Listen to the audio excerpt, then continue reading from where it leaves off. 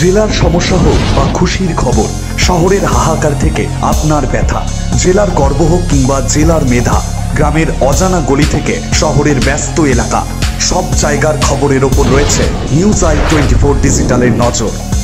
News I 24 digital.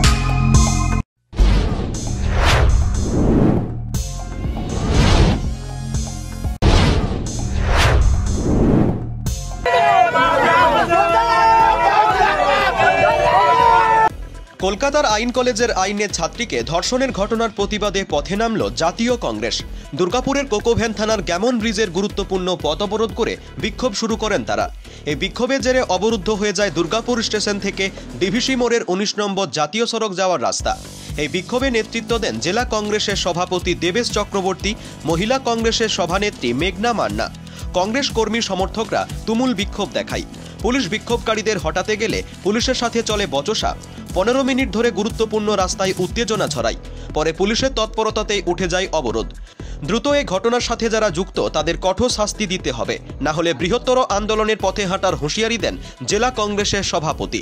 কলেজের ভিতরে একজন ছাত্রীকে যেভাবে কলেজের ভিতরে গণধর্ষণ করা হয়েছে তার প্রতিবাদে ভারতীয় জাতীয় কংগ্রেস আজকে গোটা পশ্চিমবঙ্গ জুড়ে আমরা বিক্ষোভ কর্মসূচি নিচ্ছি।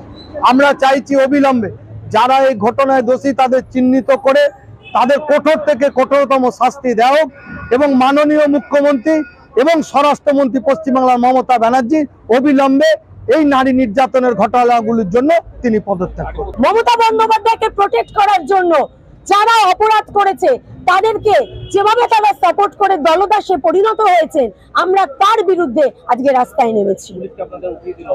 পুলিশের তো এটাই কাজ, কারণ যেখানে যারা অপরাধ করে, চুরি করে, ধর্ষণ করে, পুলিশকে সেখানে দেখা যায় না, প্রশাসনকে সেখানে দেখা যায় না।